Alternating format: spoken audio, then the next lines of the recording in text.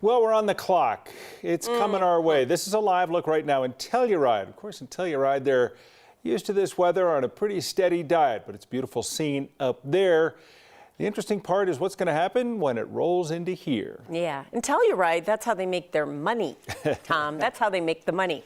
Right here in Denver, people making money might be working from home tomorrow because it's going to come in. It's just a matter of time. Right now, look at everything's moving along just fine. Hopefully people are heading home, getting ready to stay in tonight. We have team coverage of the incoming snowstorm that's coming towards the Denver metro area. We're going to start with Steve Steger on Denver streets where, you know, we're hoping we're going to get some snow plows coming by, and Corey Rippenhagen in Weld County with a live update on what's going on there right now. Before we get to Corey and Steve, we always check in first with Kathy, right? Oh, wow, thank you. Well, you're the prognosticator, right? Right, me and Phil, the groundhog. I called him up today because we're going to need help with this storm for sure.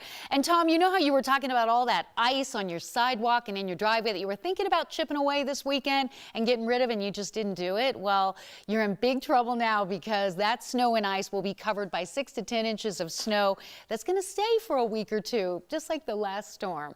So get ready. You guys, this is like a spring storm in January. January is one of our drier months, so this is a little out there. It's a little bit out there. It's a classic southeastern Colorado low, and if you've lived here long enough, you know what I'm talking about. That means business. That's the kind of storm that we really need to watch very carefully. So don't be fooled by looking out and seeing dry conditions and cloudy skies. The snow will develop here in Denver over the next few hours, already beginning in the Colorado high country where winter weather and travel advisories are out.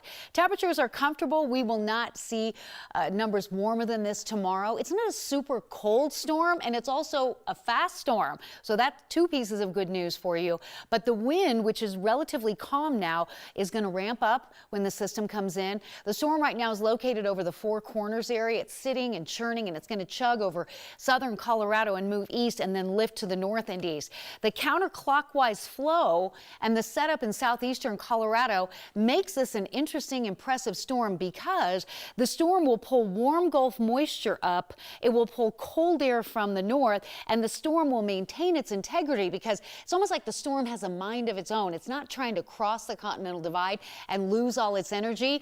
It's going south around the mountains and maintaining its strength and its integrity and intensity, and all of these features are going to come together to be what could be a really impressive snowstorm for us in the next 12 to 24 hours. Starting to see that snow pull up into southwestern Colorado.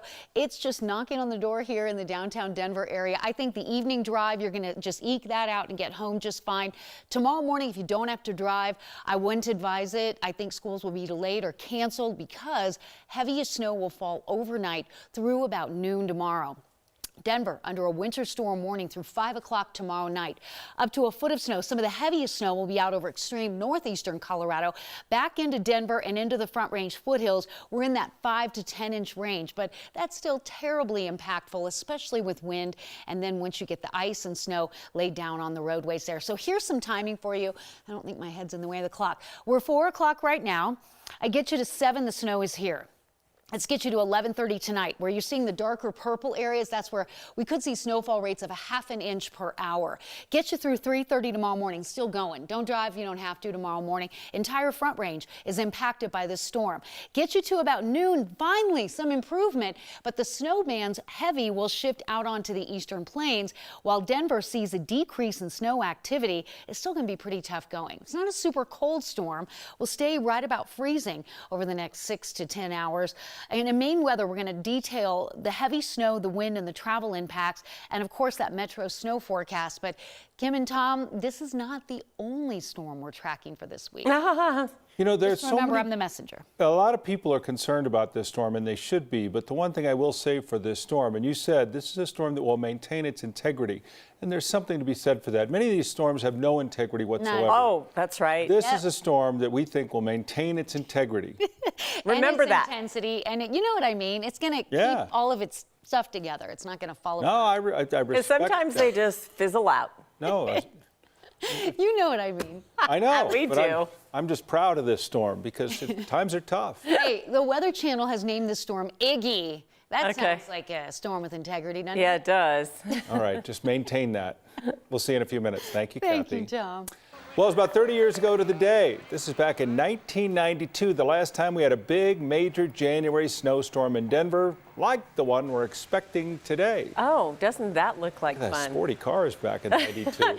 That does not look like a car that would be good in the snow. How about does that it? I know. Look at this one. Some beauties. It just like, you know, This it looks like looks like footage it from was just a 1962. good time had by all.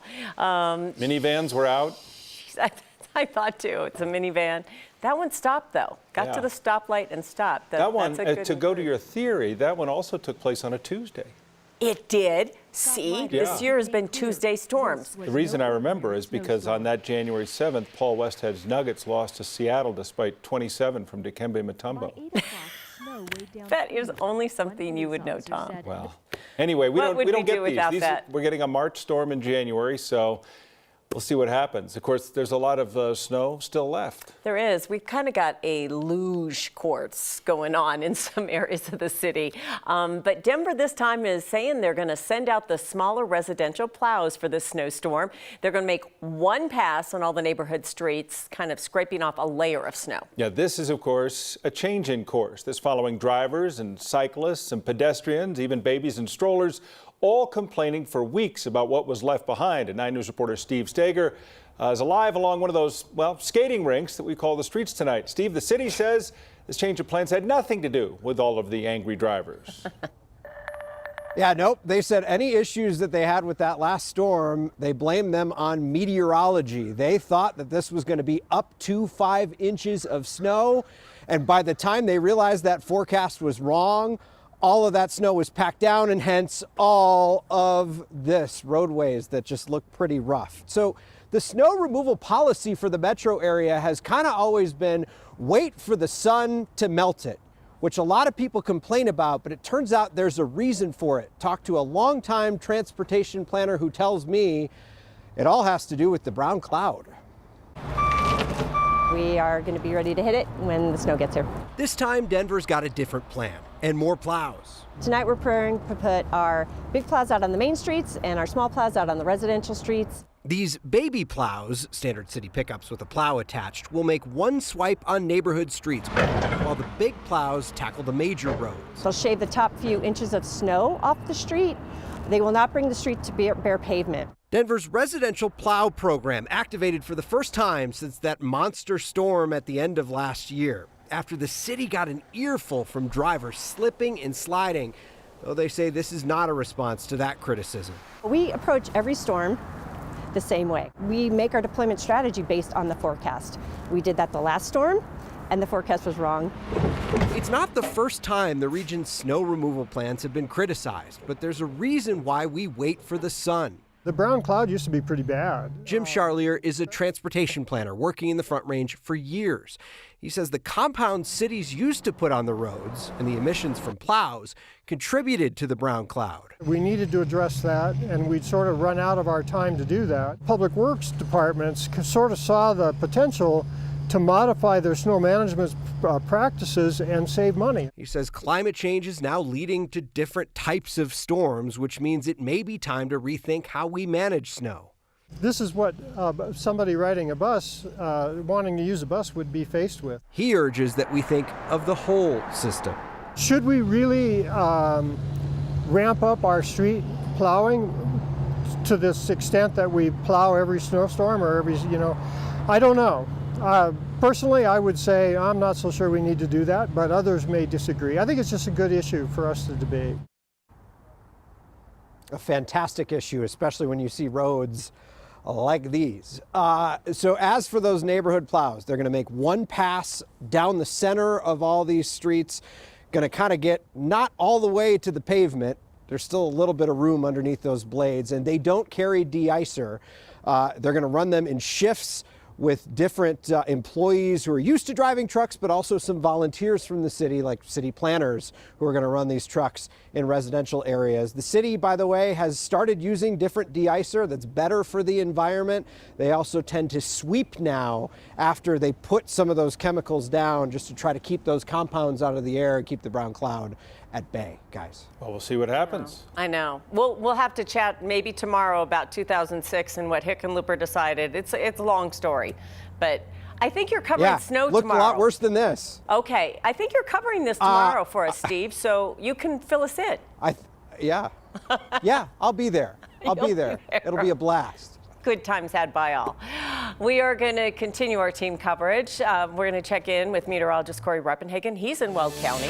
Yeah, it's a big old county, Corey. Where are you, and how are things looking where you are right now?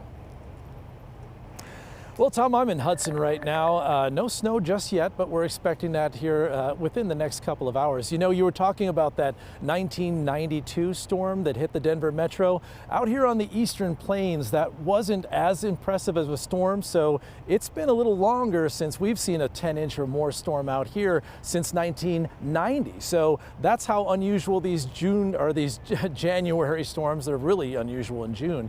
But we do have that opportunity out here. We talk about that snow potential, 10 inches or greater in the Denver area. It's even a little bit better potential to get up to 10 inches out here on the eastern plains because not as many of those variables have to come together. So it'll be our job, this crew, to be monitoring the I-76 corridor from Hudson all the way to Julesburg all through tomorrow morning. As you can see, this snow out here it's been crazy to see the snow out here on these fields really since December. So we'll be watching that for not only the snow, guys, but also some strong winds, possibly some blizzard-like conditions out here tomorrow morning. Yeah, we're going to keep an eye on the northeastern part of the state for sure, as well as the metro area. Corey, thanks. Of course, we are going to be tracking the storm for you as it rolls through. The good news is we doesn't really include me. I mean, I'll be helping you tell you what's going on, but actual meteorologists will be doing the tracking. Yeah. So tomorrow morning, our live extended coverage will begin at 4 a.m. right here on 9 News, and we'll be staying with you live throughout the storm on 9 News, 9news.com, and of course, the 9 News Plus app. A Colorado police officer who played a role in a woman getting hit by a train appears in court for the first time. 2 officers have been charged in that case. Platteville police officer Pablo Vasquez parked his police car on train tracks while pulling over a road rage suspect. Another officer placed the suspect in his vehicle and the train hit the car, severely injuring the woman. Vasquez is facing 8 counts, all of them misdemeanors. Today's court appearance was brief to set later court dates. The survivor in this case, Urena Rios Gonzalez, plans to file a lawsuit.